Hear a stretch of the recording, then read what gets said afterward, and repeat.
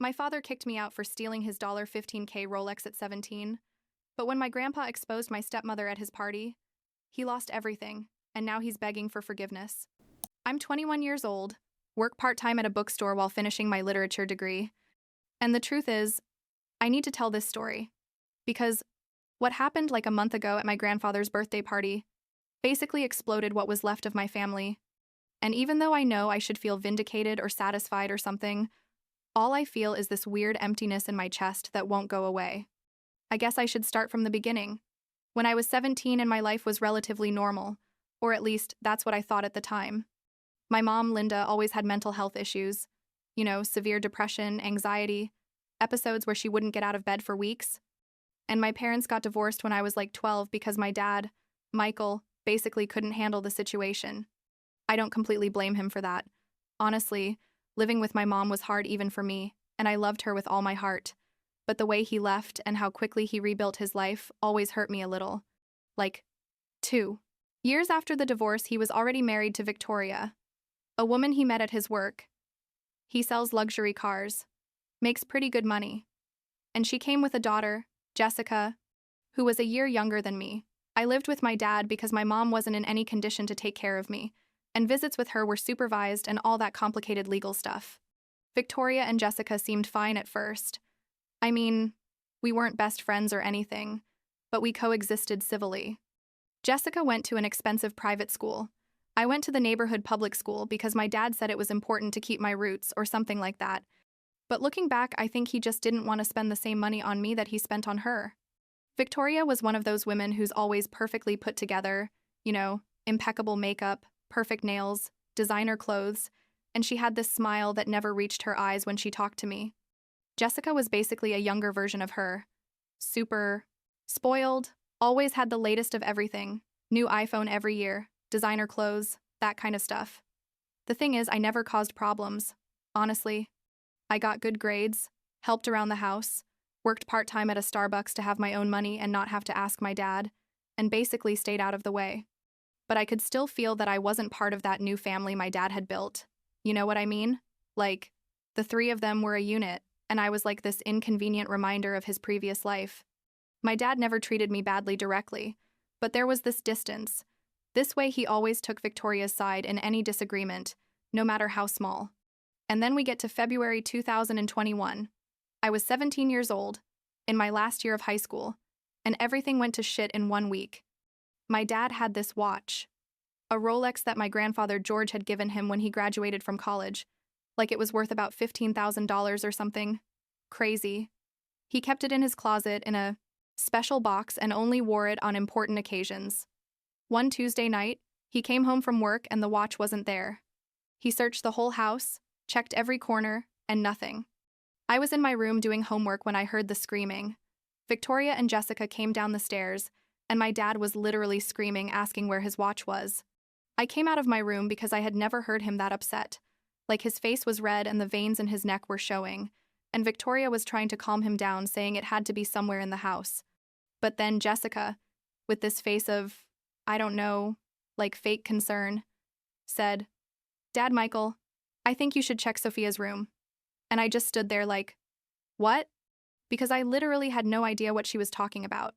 Victoria immediately said yes, that she had seen me acting weird the last few days, very nervous, and that I probably needed money for drugs or something, which was completely ridiculous because I didn't even drink alcohol back then. My dad looked at me with this expression I'll never forget, like he had already judged me guilty before even hearing my side, and said, "Give me the keys to your room." I tried to tell him I didn't have the damn watch, that I didn't even know exactly where he kept it, but Victoria kept saying things like, "It's obvious she's lying. Look how nervous she's getting." And Jessica was standing there with her arms crossed, nodding to everything. They opened my room, checked everything, my drawers, my closet, under my bed, and obviously they didn't find anything because I hadn't taken anything. But it didn't end there. Victoria started with this story that I had probably already sold it, that I surely took it to a pawn shop that weekend. I went out with my friends, and that's why I had that extra money in my wallet, which was literally my paycheck from Starbucks, but she made it sound super suspicious. My dad asked me directly if I had taken it, and when I told him no, that I would never touch his things, that I wasn't a thief. He just shook his head and said, I always knew you had your mother's problems. This lack of morals and responsibility, that hurt more than anything else he could have said to me, because he was basically using my mom's mental illness as a way to attack me. I started crying, which probably made me look more guilty in his mind, and Victoria kept adding fuel to the fire, saying that Jessica had seen my search history on the shared computer and that I had been looking up pawn shops in the area, which was an absolute lie. Jessica just shrugged when I looked at her like, Are you seriously going to do this? And said, I'm sorry, Sophia, but it's the truth. My dad gave me 24 hours to get out of his house. Just like that, he told me. I don't want a thief under my roof. I don't care that you're my daughter. What you did is unforgivable. And if you're not out by this time tomorrow, I'm going to call the police and have you arrested for theft. I tried to reason with him, to explain that it didn't make sense, that I didn't need the money, that I literally worked and had my own savings, but he had already made his decision. Victoria and Jessica were standing there watching me with these satisfied faces that now, looking back, were so obviously fake that I can't believe my dad didn't see it. I called my mom that night, crying so hard I could barely speak, and told her everything. She was going through one of her good periods back then, like she had been stable for about 6 months with new medication, and she told me I could come live with her. It wasn't ideal. Honestly, her house was small, like a one-bedroom apartment in a not very good area of the city, and I knew her mental stability was fragile, but I didn't have any other options. My grandpa, George, my dad's dad, lived like 2 hours away on a kind of farm, and although I know he would have let me stay with him, at that moment, I just wanted to be with my mom. I packed my things that night, which wasn't much because most of my life was in that house. Photos from my childhood, birthday gifts from previous years, my favorite books, but I could only take what fit in 2 suitcases and my backpack. My dad wasn't even there when I left the next morning. He left for work early, I guess so he wouldn't have to see me or something, and Victoria was in the kitchen drinking coffee like nothing, watching me load my suitcases into my mom's car who had come to pick me up. Jessica didn't even come down from her room. The next 4 years were, I don't know how to describe it, controlled chaos, let's say. Living with my mom was difficult because you never knew what version of her you were going to get each day. Some days she was fine, cooked, cleaned, even helped me with homework, but other days she wouldn't get out of bed and I had to do everything. I graduated from high school living with her, managed to get into a state university with a partial scholarship, worked full-time while studying, and basically became an adult overnight. My dad never contacted me in those 4 years. Not a call, not a message, nothing. Like, his 7-year-old daughter was kicked out of the house, accused of something she didn't do, and he just went on with his life like I had never existed. My grandpa George did call me often, like every 2 weeks, asking how I was, if I needed money, if I wanted to visit him, and I always told him I was fine, even though I obviously wasn't. He knew what had happened. My dad had told him his version of the story, and my grandpa asked me directly if it was true. I told him no, that I would never touch that watch, and he believed me, which meant everything to me at that moment. Fast forward to like 2 months ago, early September 2025. My grandpa was turning 75 and was planning this big party at his farm, like a barbecue with all the extended family, and he called to invite me. I honestly didn't want to go. The idea of seeing my dad, Victoria, and Jessica made me physically sick, but my grandpa insisted. He told me, Sophia, I need you to be there. It's important to me. Please come, even if it's just for a few hours. And something in his voice made me say yes. The day of the party, I arrived late on purpose. Like I waited until I was sure most people would already be there so I could blend in with the crowd. There were like 50 people, family, my grandpa's friends, neighbors, and I managed to avoid my dad and his family for almost an hour. But eventually my dad saw me, and the face he made, like a mix of surprise and discomfort, confirmed that he didn't know I was going to be there. Victoria saw him see me and practically dragged him to where I was. Jessica was coming behind them with her boyfriend or whatever. My dad said something like, Sophia, I didn't know you were coming, and I just shrugged and said, Grandpa invited me. Victoria had this tight smile and said, Good to see you. You look good. And I knew it was pure facade for the people around. Jessica didn't even look at me directly. The situation was awkward to the max, and I was about to make up an excuse to leave when my grandpa got up on a small stage they had set up for the birthday speeches. He started thanking everyone for coming, talking about his life, his 75 years, the typical things you say on these occasions, but then the tone changed. He said, "There's something I need to share with you all today. Something I've recently discovered and that I can't keep silent about any longer." My heart started beating fast because something in his voice was serious, like he had gone from sweet grandpa telling stories to someone on a mission. He looked directly at where my dad was and said, 4 years ago, my granddaughter Sophia was accused of stealing a valuable watch and was kicked out of her father's house based on false accusations. During these 4 years, I have quietly investigated what really happened that night, and 3 weeks ago, I finally found the truth. The silence in that patio was absolute. Like you could hear even the wind moving the tree leaves. And I froze, not knowing what was about to happen. My grandpa pulled out some papers from his pocket and said, "I have here the sales receipt from a pawn shop called Gold Exchange, 3 cities away, dated 2 days after the watch disappeared, where a specific Rolex, the serial number matches my son's watch, was sold for $8,500, and the name on the receipt is Jessica Martin, not Sophia." The air literally left my lungs. Jessica turned white as paper. Victoria started saying something like, "That can't be true.